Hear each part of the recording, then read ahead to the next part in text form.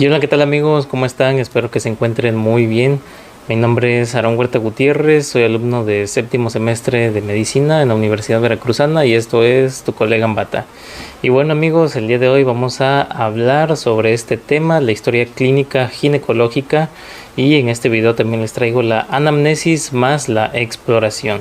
Entonces, si tú pones mucha atención el día de hoy, vas a aprender perfectamente bien cómo se hace adecuadamente una historia clínica ginecológica.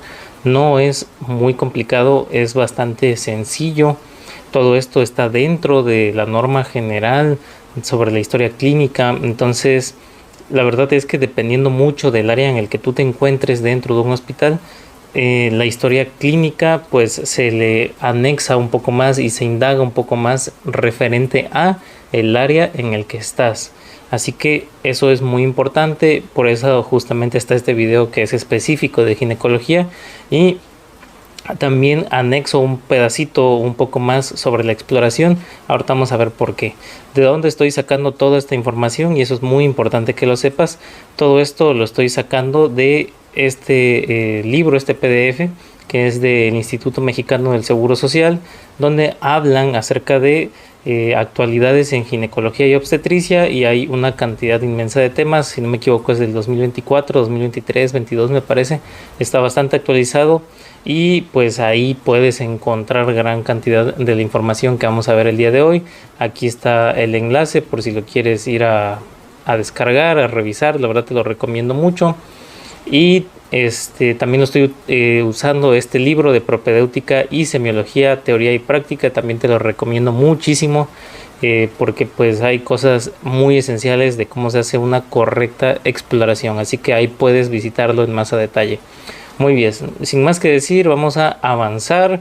¿Qué vamos a ver el día de hoy? Este es el índice. Vamos a ver la introducción, la estructura básica de la historia clínica, los antecedentes gineco-obstétricos, muy importante, la anamnesis por sistemas, la historia clínica del IMSS, el motivo de consulta, punto súper importante, la exploración física, el marco normativo mexicano que debes de conocer, cómo se realiza la exploración, eso es indispensable, consideraciones, el consentimiento informado, súper importante también, el lenguaje que debemos de utilizar, una anatomía muy básica para la exploración y el procedimiento paso a paso. ¿Por qué dejo al final el procedimiento? Porque hay cosas incluso más importantes antes de hacer el procedimiento. No es solamente que llega la paciente y te lanzas directamente a explorarla, sino que previamente tienes que conocer ciertas cosas. Ahora, hablando de ahora sí de la historia clínica, porque antes de pasar a la historia clínica ginecológica, yo te pregunto a ti, ¿recuerdas qué es una historia clínica o sabes qué es una historia clínica? Si no has llevado propedéutica, no importa. Bueno, aunque supongo que para este punto ya lo tuviste que haber llevado. Pero recordemos que la historia clínica va a ser un documento en el que vamos a encontrar toda la información de nuestro paciente.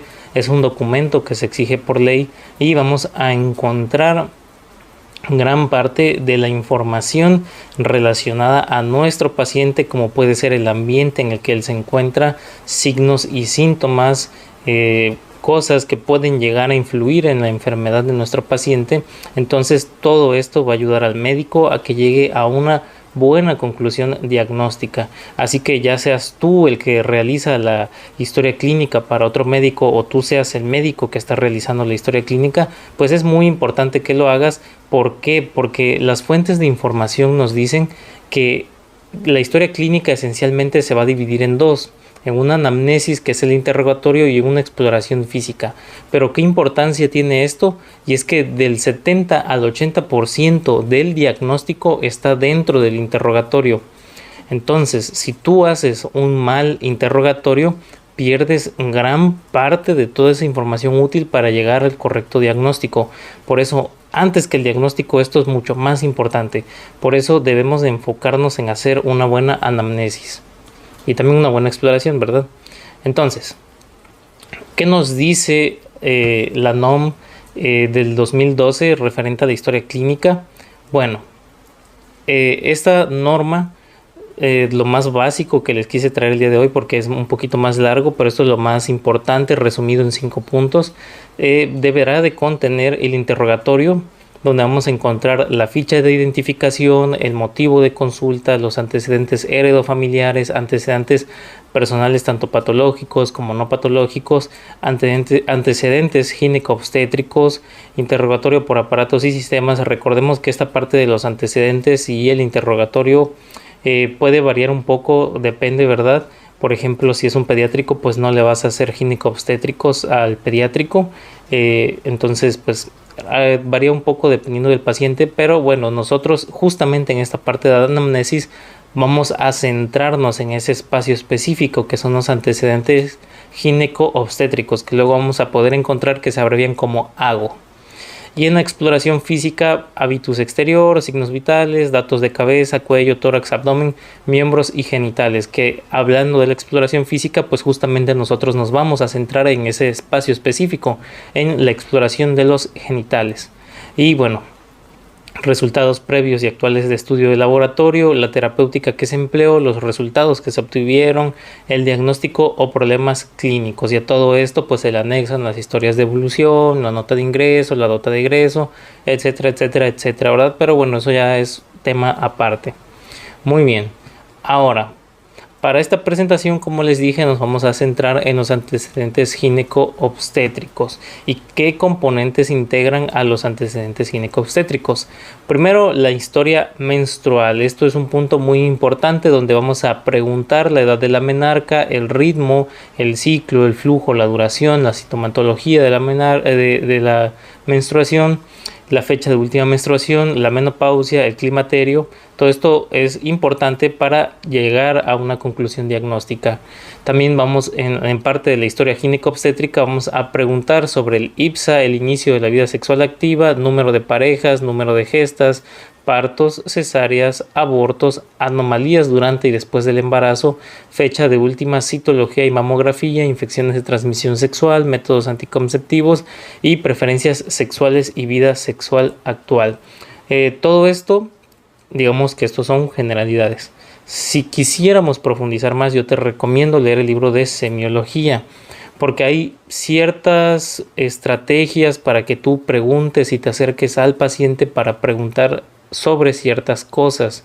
Es parte importante que el médico aprenda a cómo indagar acerca de ciertos temas, como por ejemplo las preferencias sexuales, ya que una correcta comunicación médico-paciente facilita llegar a obtener buenas respuestas. Si nosotros no nos comunicamos bien, obviamente va a ser incómodo para el paciente, e incluso que el paciente haya tenido experiencias previas incómodas con otros médicos puede llegar a generar cierto conflicto entre nosotros y él. Por eso nosotros debemos de aprender a identificar esas situaciones y debemos de saber manejarlas. Así que tienes que leer más acerca de cómo relacionarte con el paciente, pero eso no lo vamos a ver en esta presentación.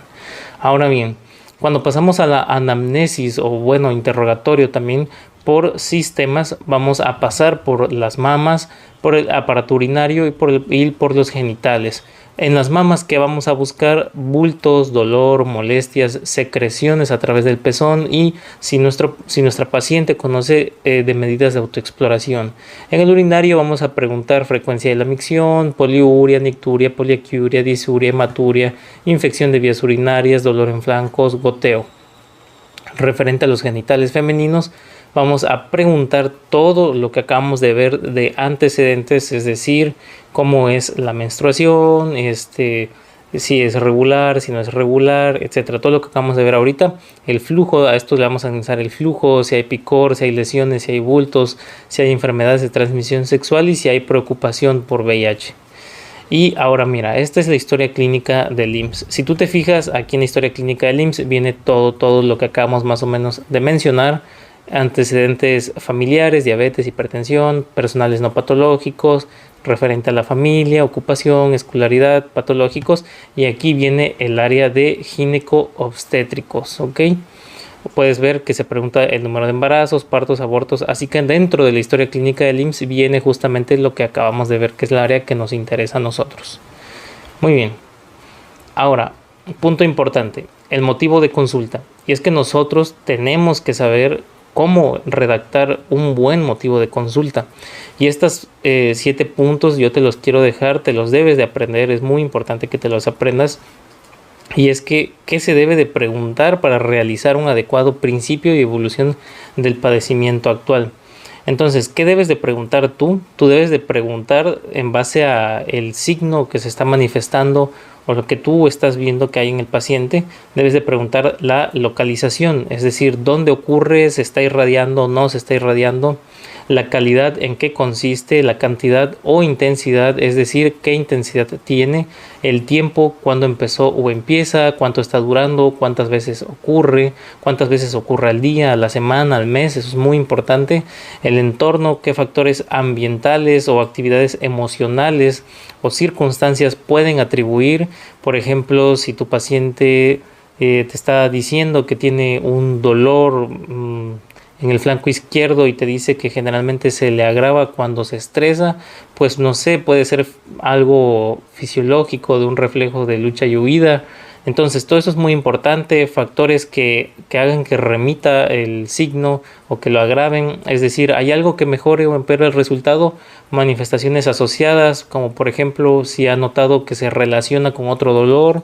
Entonces, estos 7 puntos, estas 7 preguntas, nosotros debemos de saberlas bien para no estar pensando qué preguntar y después quedarse sin ideas de cómo indagar más. Así que son una buena base.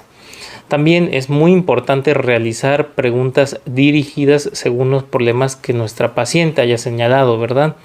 Porque, por ejemplo, si el motivo de consulta es que hay una secreción en la mama, pues no te vas a ir por otro lado y vas a indagar más referente a eso, ¿verdad? O en cosas que sean asociadas.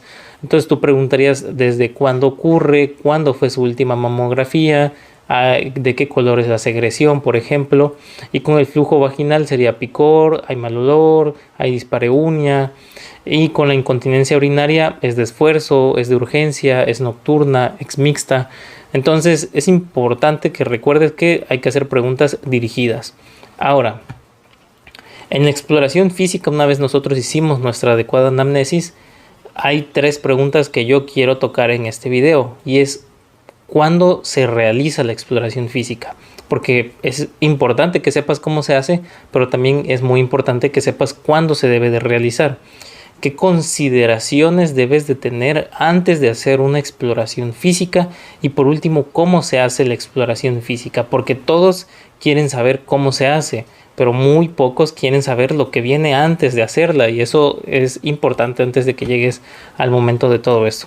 Y mira, debes de conocer 3 normas oficiales aquí en México, que son la 004, que esta la mayoría ya se la sabe, que es del expediente clínico. Aquí viene detallado todo lo que acabamos de estudiar, acabamos de comentar.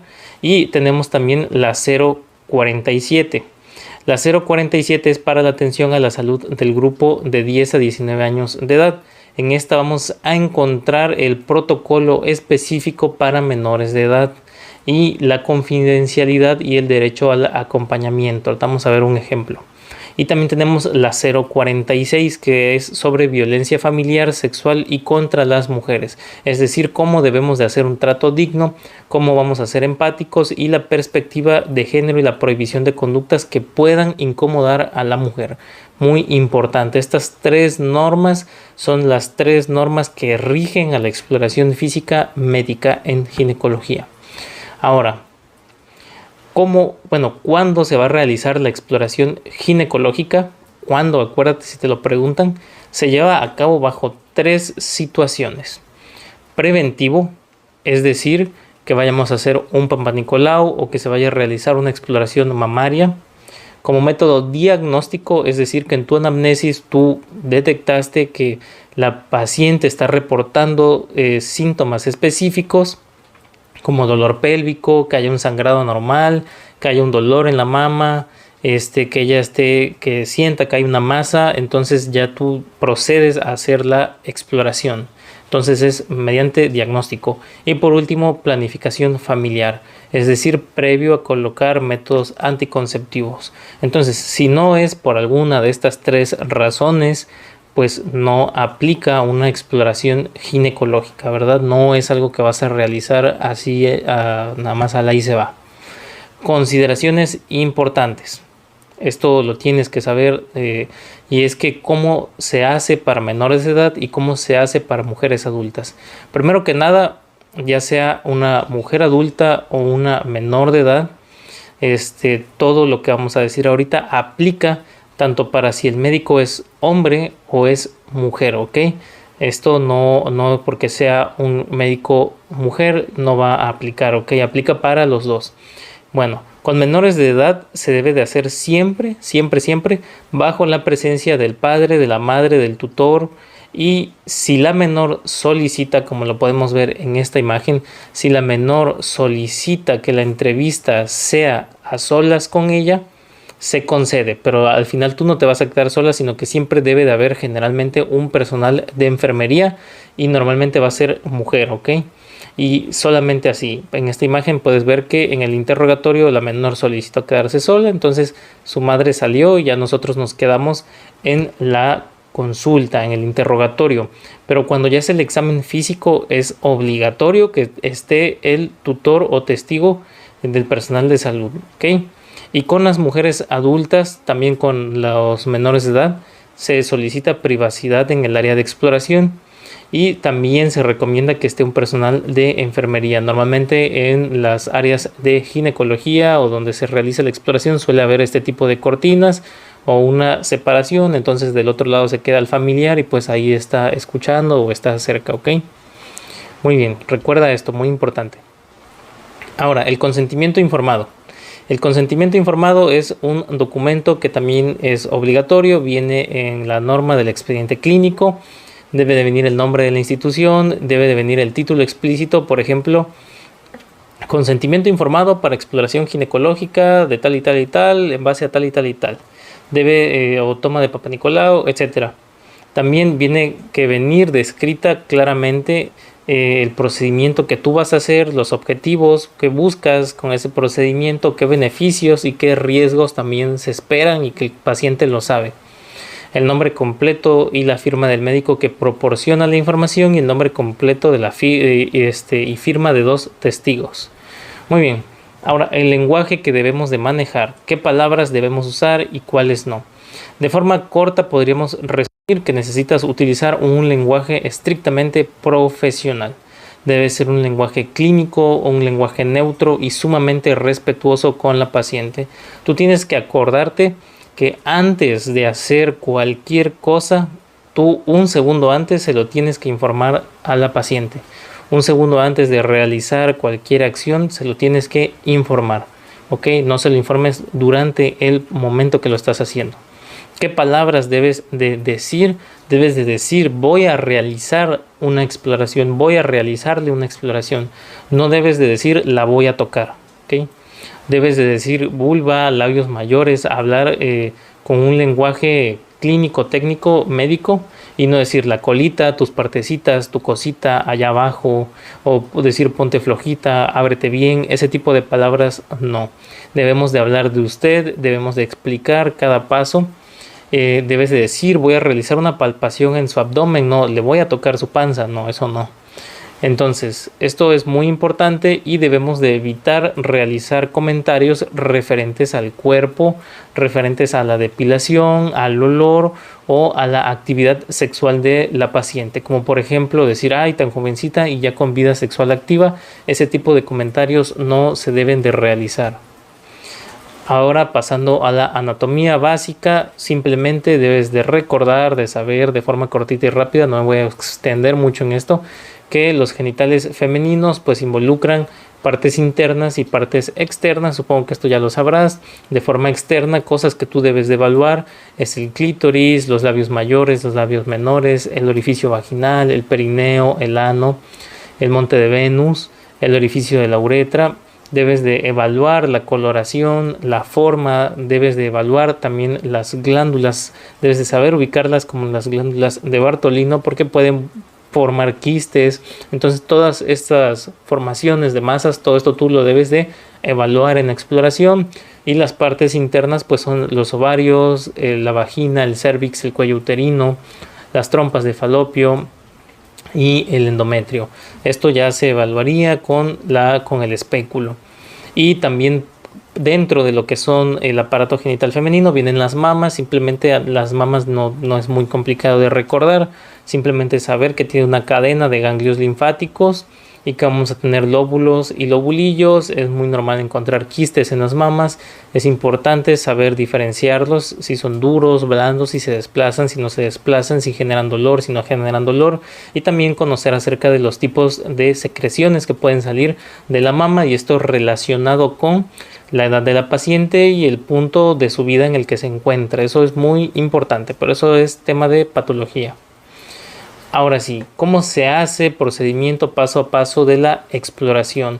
Y es que la exploración es secuencial y va a ir dirigida a lo que la paciente nos reportó y a lo que nosotros estamos teniendo como un diagnóstico presuntivo. Entonces, la primera parte es la preparación y el posicionamiento de la paciente. Y es que primero por protocolo se solicita que vacíe la vejiga primero, y es que obviamente necesitamos que la vejiga se vacíe porque tiene una distancia muy corta, está muy próxima a lo que es el canal vaginal. Entonces, que esta esté llena puede complicar al momento de introducir el espéculo, o podemos hacer que salga gotas de orina al momento de generar presión en el canal vaginal, porque la vejiga está inmediatamente después de, ¿ok? Se debe de entregar una bata clínica. Las guías dicen que con abertura hacia enfrente, pero también las encontramos con abertura hacia atrás. Y bueno, se le va a ayudar a la paciente a colocarse en la mesa de exploración, también conocida como la posición es la posición de litotomía o posición ginecológica. ¿Cómo se va a posicionar? Con la cabeza a 30 grados elevada, porque es más cómodo para ella y le va a permitir ver al médico. Las nalgas van en el borde de la mesa, las piernas van flexionadas, los talones van en los estribos, y la paciente debe de sentirse cómoda. Debemos de realizar la higiene de manos previo a y después de, y utilizar guantes limpios. Muy bien, después de esto viene la exploración mamaria y abdominal. Obviamente esto va a ser referente a, ya recuerden que esto va dirigido, pero en caso de hacer de que se vaya a realizar, pues sí, previo a la región pélvica se realiza la exploración de las mamas en busca de nódulos, asimetrías, secreciones. Hay que estudiar cómo se hace esa exploración, y también la palpación del abdomen inferior. Esto va a ser para identificar un dolor asociado. Por ejemplo, podría ser el dolor de un ovario. Entonces, pues es importante, ¿ok? Perfecto. Ahora, la inspección de los genitales externos sería lo siguiente. Aquí vamos a utilizar una lámpara direccionable y vamos a evaluar visualmente las estructuras externas. Era lo que estábamos comentando cuando vimos parte de lo que era la anatomía. Vamos a estar buscando lesiones, úlceras, cambios de coloración, algún flujo que sea visible, y vamos a realizar lo que es la palpación bidigital. En la palpación bidigital vamos a buscar lo que son las glándulas vestibulares y mayores y menores. Vamos a ver lo que es la uretra. Vamos a estar estrujando para ver que todo esté perfecto, que no haya ninguna masa. Entonces eso es lo que nosotros buscaríamos. Ya veríamos si hay algo anormal. Y bueno, para los genitales externos vamos a utilizar un espéculo. Vamos a hacer la especuloscopía. Aquí se va a seleccionar un espéculo. Tienes que estudiar cuáles espéculos existen. Lo quise meter aquí, pero ya se me hacía muy extenso. Hay varios espéculos, es importante que lo hagas. Esto es en base a la anatomía de la paciente. Ya tú escoges cuál, también depende mucho de los que tengas. Debes de saber que el espéculo pues va a tener se compone de dos valvas generalmente. Bueno, así es, se compone de dos valvas. Tiene un sistema articular, un mango, un tornillo. Y bueno, debes de saber usar un espéculo. Te informas también de cómo se hace eso, ¿verdad? Porque puedes generar un problema si no lo utilizas bien o si lo cierras antes de tiempo. Entonces puede llegar a peñiscar o a generar una laceración. Muy bien.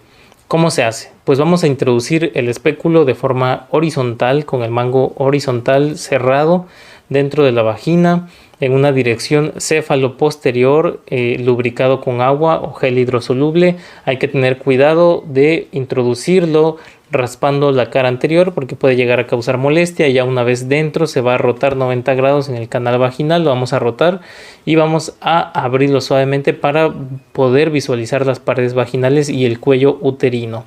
Ahí podríamos ver si hay alguna secreción, si hay algún flujo, de qué color es este flujo, y también se podrían realizar test, ¿ok? Muy bien.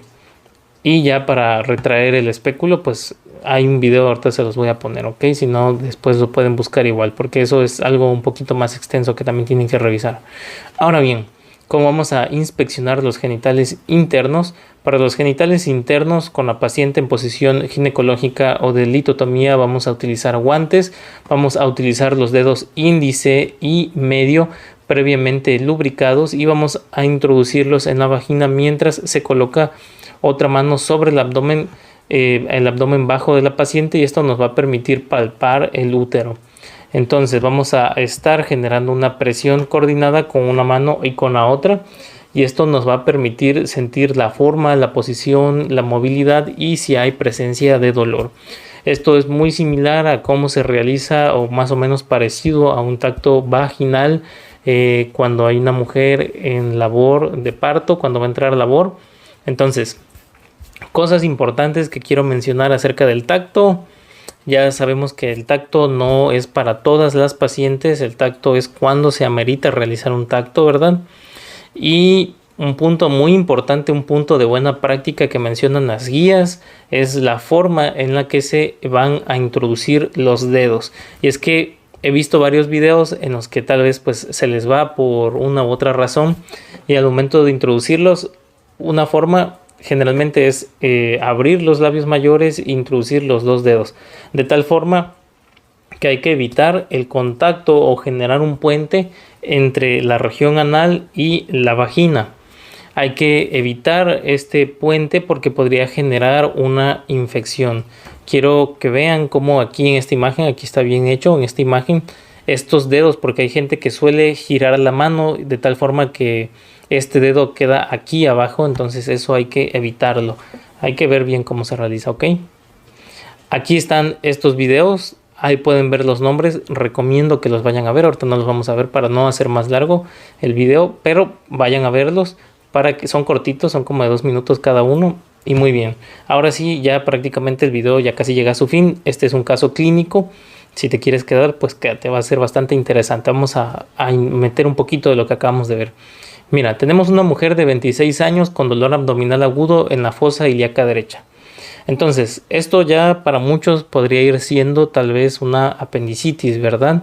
Pero hay que saber diferenciarlo. Entonces, iniciemos con nuestra anamnesis. ¿Qué cosas preguntarías tú? Individualmente, de si en la siguiente diapositiva sale lo que tú crees que hay que preguntar o no sale o dices es más, no importa. Lo que importa ahorita es ese proceso mental que tú estás realizando de empezar a deducir qué cosas yo le puedo preguntar. Por ejemplo, le podría preguntar, no sé, qué comió, entonces eso me serviría, ¿verdad? O cuándo fue su fecha de última menstruación, porque yo ya puedo ir haciendo un diagnóstico diferencial.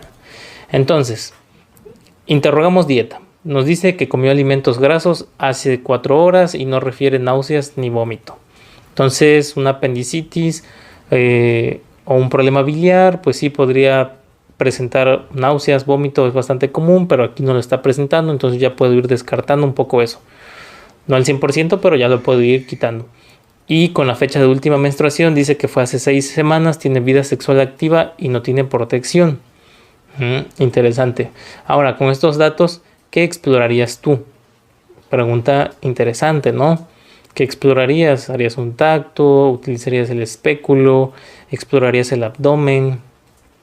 ¿Qué harías? Piénsalo bien. Muy bien, ya voy a pasar de diapositiva. Y bueno, si decidiste el abdomen, encuentras que hay dolor en fosa ilíaca derecha con rebote positivo y ligeros ruidos presentes. Y al tacto vaginal, hay dolor intenso a la movilización cervical y una masa palpable en el anexo derecho. Y la paciente presenta taquicardia. Ok, entonces, aquí puede llegar a ser un poco confuso, por eso es importante tener también estudios complementarios que debemos de realizar. Porque ese dolor y con rebote positivo en la fosa ilíaca derecha pues podría ser presuntivo de una apendicitis. Pero si también al tacto vaginal hay dolor a la movilización, también puede ser algo ginecológico. Entonces hay que diferenciarlo. ¿Y cómo lo vamos a diferenciar? Pues haciendo estudios, porque sería muy incongruente enviarla directamente a apendicitis sin antes haberlo confirmado. Entonces, aquí vamos a confirmarlo con un eco pélvico. Apendicitis no había que mandar la cirugía directa. Y pues sí, fue positivo y el eco mostró un embarazo ectópico roto y la paciente pues se estabilizó y la llevaron a quirófano con el diagnóstico correcto. Muy bien, ahora un pequeño cuestionario ya para terminar. ¿Bajo qué 3 situaciones o enfoques clínicos se justifica llevar a cabo la exploración física ginecológica? Ok, piénsalo. Realmente de este tema no hay muchas cosas que memorizar, a lo mucho los 7 puntos que te enseñé para realizar una buena anamnesis y estas cositas muy teóricas sobre cuándo hacer una buena exploración física. Muy bien, si ya lo pensaste, pues sí, cuando es preventivo, cuando es diagnóstico y cuando es para planificación familiar. Muy bien, durante la exploración física de una mujer adulta, ¿qué medida se recomienda para garantizar la seguridad clínica y jurídica del procedimiento? Estas son cosas que no se te deben de pasar. Entonces lee, pone pausa y ya si tienes la respuesta le voy a pasar. Y es contar con la presencia de personal de enfermería femenino como testigo. Y por último, ¿qué norma oficial mexicana establece los criterios para el trato digno, empático, con perspectiva de género y prohíbe conductas que incomoden a la mujer? Más allá de conocer solamente esta norma, recuerda saberte las 3, porque ese es el pilar importante de la exploración ginecológica. Muy bien, si te acuerdas, pues la respuesta es la 046. Y pues prácticamente con eso llegamos al final del video. Espero que te haya gustado mucho, espero que lo hayas disfrutado y pues el diagnóstico del día de hoy es que vas por muy buen camino. Sigue así, sigue estudiando y nos vemos para el siguiente video. Chau chau amigos.